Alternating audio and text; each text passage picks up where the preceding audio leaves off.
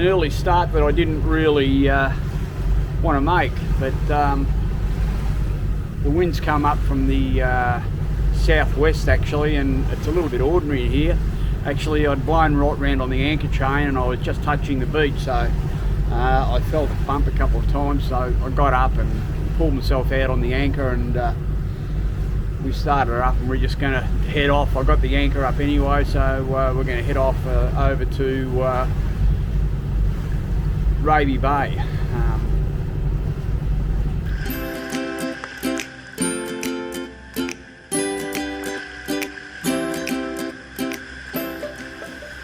Well, we don't wear skimpy bikinis. Hell, it frightens me when I take my shirt off. There's definitely no one pregnant here. This is motor sailing for old dudes. We do live on a boat, and we do cruise extensively along the Australian coast. Join us and visit some great destinations. Learn how to look after a boat and live off grid. It might even get you enthused to do the same thing.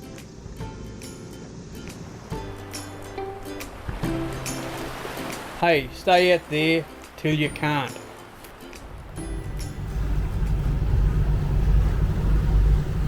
Okay, so I've got Starlink, but I want to mount the dish flat on the roof. I have to go across Moreton Bay and down through the Broadwater to Bruce's place, where he's going to give me a hand.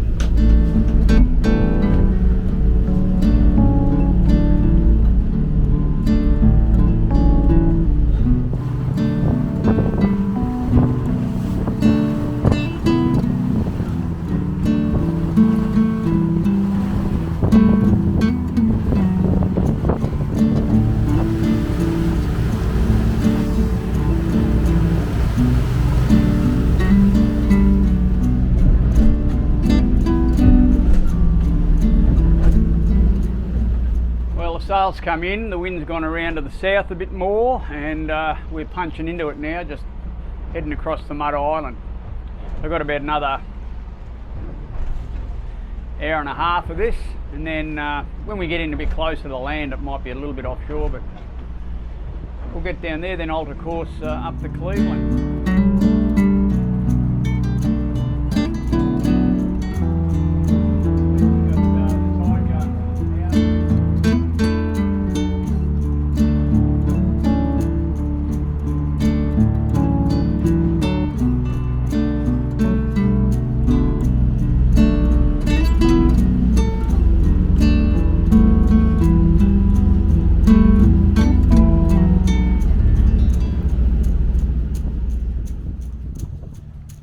Thunderstorm activity all the way around us, but I don't know if we're going to get any right here. Looks like it's going to sort of go right round us, which will be good. But I've anchored in 2.6 metres of water here, and I'm not in the main anchorage. The main anchorage is out where you see all the boats. I don't really want to be in amongst a whole heap of boats with thunderstorms about. You just don't know where the wind's going to come from. And we are wearing it a bit here at the moment. It's a little bit rough, but the wind is supposed to go around. It's northeast at the moment, but the wind's supposed to come around this way, and then it'll be blowing off the island, so it'll probably be a little bit more comfortable. Anyway, the anchor's well dug in. I've set the anchor alarm. I'm going to go to bed, I think, and have a bit of a sleep. It's been a pretty long day. I've been up since about 4 o'clock this morning. And if it does get too bad here, if I can't sleep, I'm just going to get up and head down the main channel up towards Jacob's Well. It's well marked and well lit, so I can do that during the night. But yeah, I think it'll be alright here. We'll just see how we go. Don't you love the colour of everything at this time of night? It's just fantastic this hour of the day.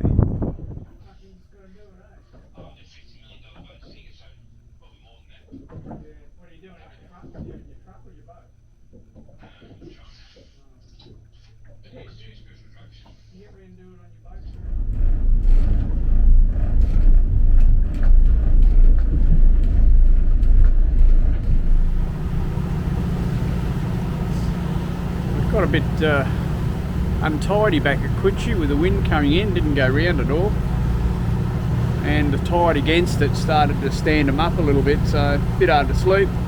So we're just having a little moonlight cruise down the Broadwater a bit. I'll just get down here a little bit further and find somewhere out of the swells a bit to drop the pick again. Channel's pretty well lit. Only thing I worry about doing this is picking up a crab pot.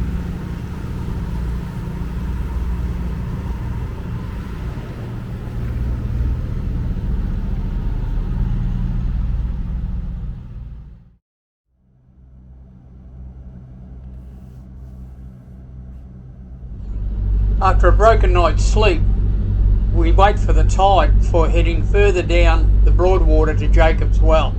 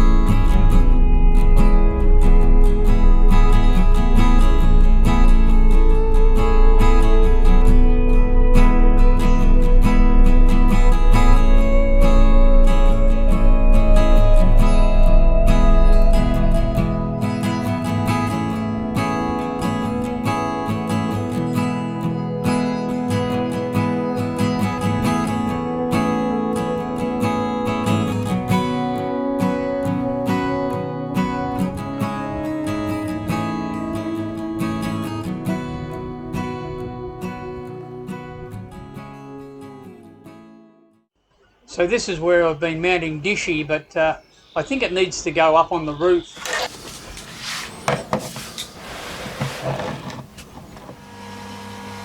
What I've decided to do, I've had a guy building an enclosure for this to go in. It was going to be $550 odd worth, and I thought it was going to be a pretty good thing, but the thing is he's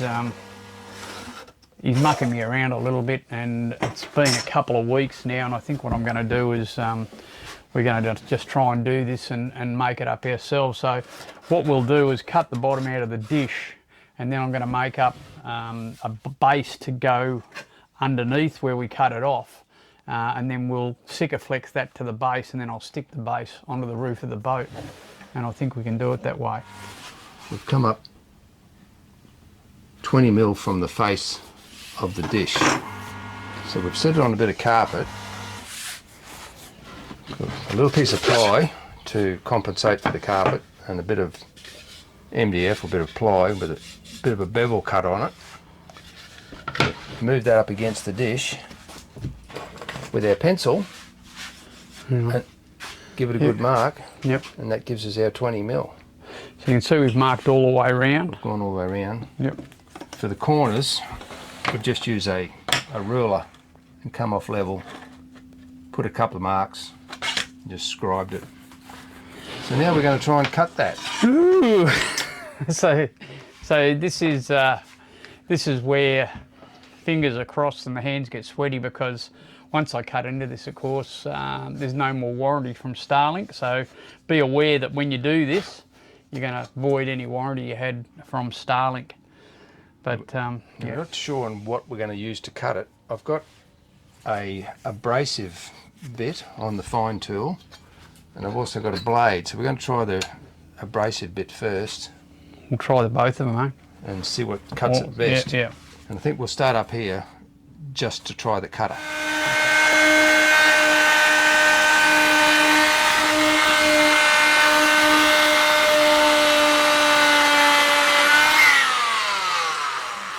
What do you reckon? Let's do it nice and slow. It's nice and slow, isn't it? I'll just try the other one.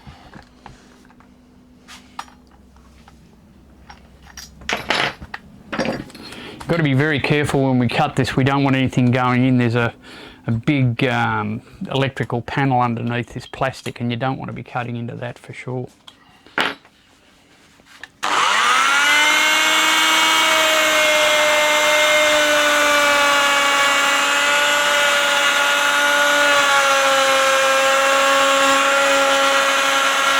Bit better, isn't it? Making it a lot hotter. That's tend to be melting it a little bit. You can feel the temperature of that. Yeah. Whereas that didn't get hot. Yeah. No. We'll try it. We'll just see how we go with this. Okay, fingers crossed. There we go. You want me to break? You want me to break it, or you're going to break it? you do it, Brucey, and I've got someone to blame.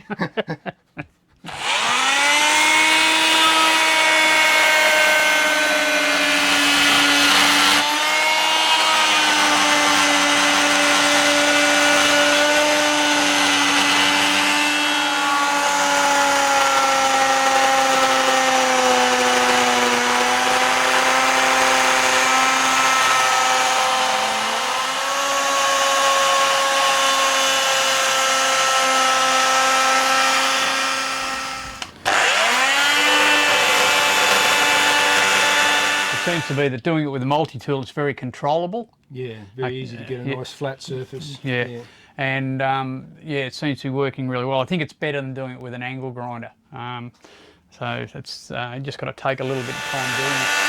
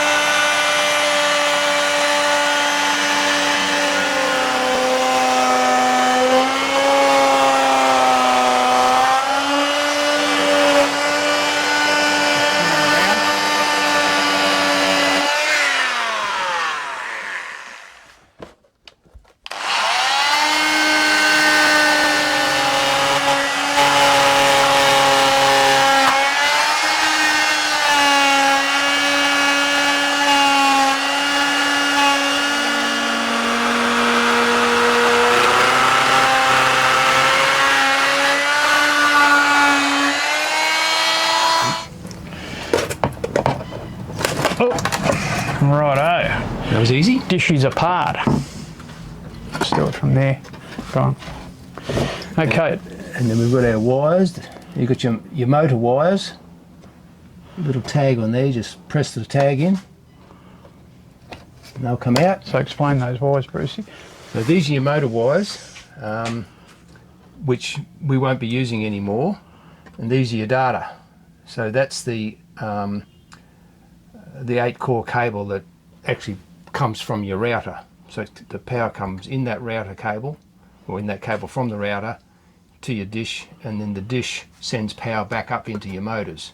So that's not going to be used anymore, but we need to take this cable out and plug it back in here, because that's the cable that we hook up, that we cut off the other day, that hooks into the bottom of the dish, and that basically goes into there.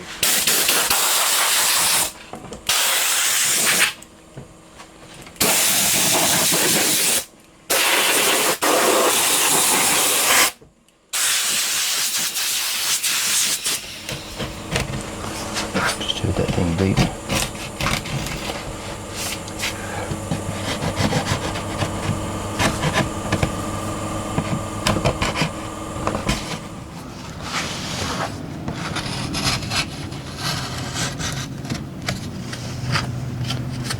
There it is. Okay.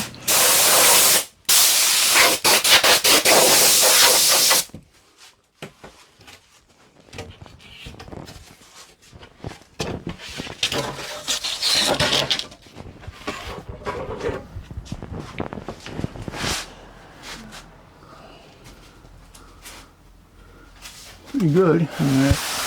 I actually think the dish might have a little bit of a Let's put on the top. cup in it. It has probably. It has, yeah, look. Yeah. Yeah. So the dish itself's got a bit of a cup in it. Yeah. Yeah. We should have filmed that too. No, we'll do that in a minute. Okay, well, I reckon that's about as far as we can go with this. He says as Bruce picks up the longboard again. I told you he loves longboarding stuff. Just getting the dags.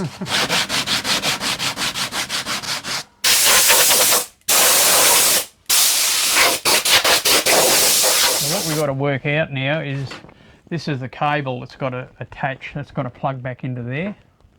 So this plug on the board will no longer be used. That was just for the motor. This is for our data. So now we've got to run this cable. I think we're going to have to take this ferrite off for sure. No. You want to leave that on? I want to leave that on. Yeah, okay, they'll have to go inside here somehow. Yeah, well, so it won't fit. It'll be too high. We're going to have to get some sort of clearance. Yeah, well, the other way is to do it that way and cut it out through there. Cut it out through there somehow. Yeah. Or maybe we'll go that direction, I think. Yep.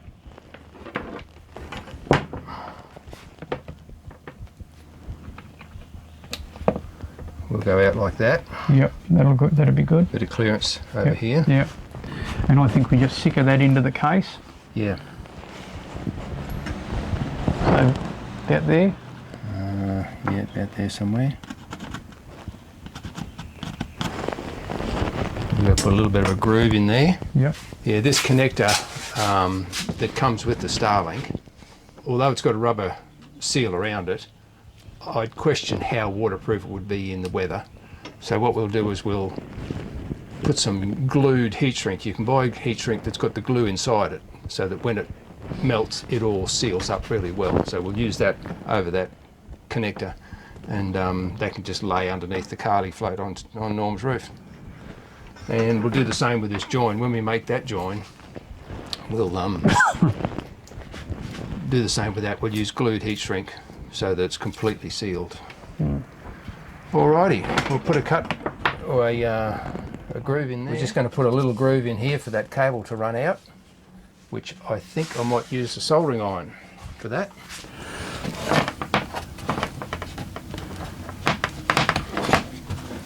Good enough. Bruce is just using a hot soldering iron to melt the plastic where that we're going to put that cable exit.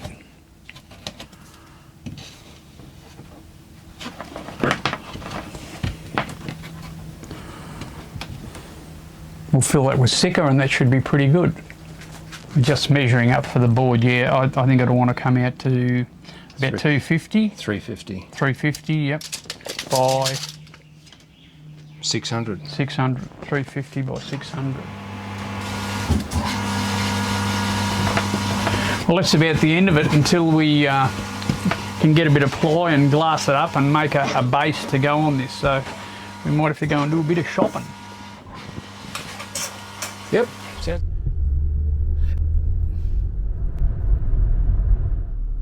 Tony, where your house?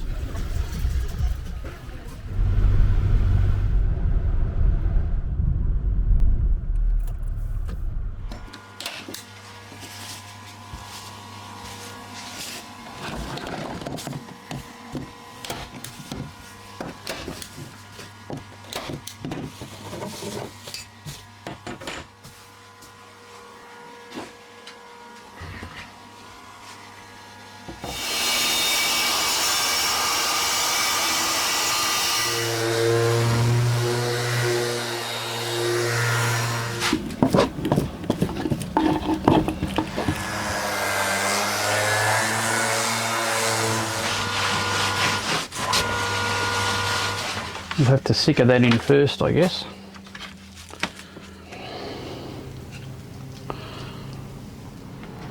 You want to grab the actual thing, really just up on there. Yeah, on alright, okay. It might leave a gap. Yep. Alright. Just line him up with the edges of your tape.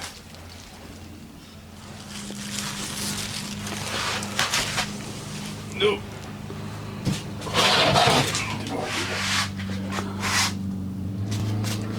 So I just let it sit now. Yep.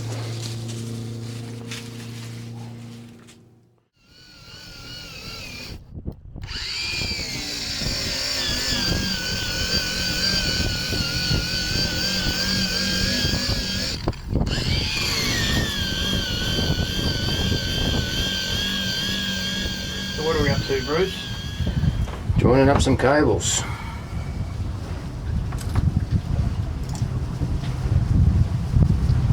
What have we got to put back together? Eight altogether.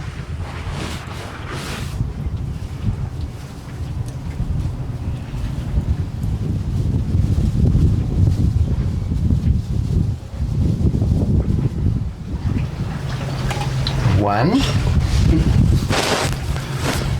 So each little wire has to be soldered and then a bit of heat shrink put over the top of it. Keep it insulated.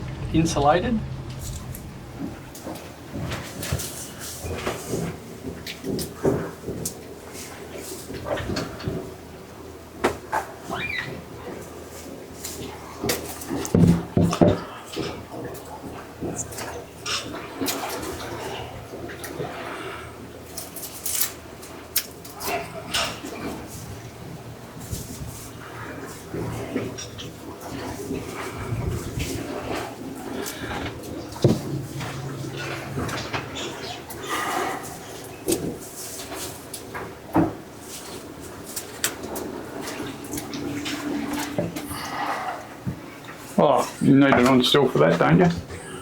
No, we'll need something bigger than soldering iron. We're going to need a gas iron for this one. A gas one? Yep.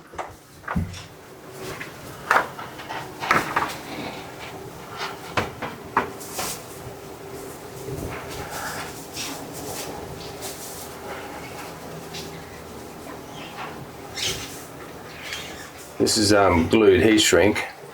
If you're using this stuff, start from the middle and work your way out, and your glue will work it out towards the end. I don't know whether you can see that or not.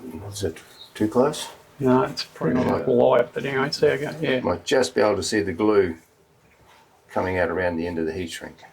So it's heat shrunk and glued. So it That's- should be a pretty watertight seal. Should be good watertight seal. Yep. Okay, so Thereabouts, has that got to go? You don't want to get it pinched. I think I can just put it through here and we can lift the Carly float up.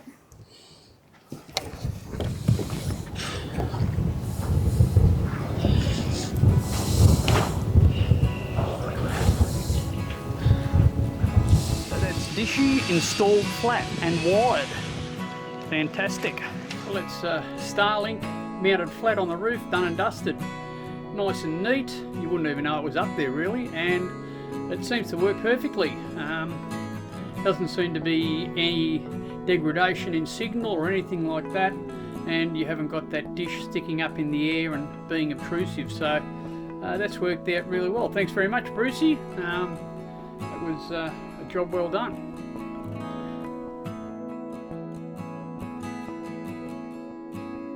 I get a new camera that hopefully doesn't shake as much as the one I broke. I get a new burgee for the front of the boat.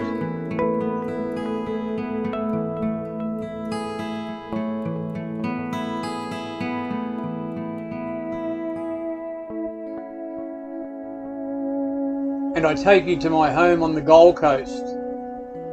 Thanks for watching, dudes. See you next week.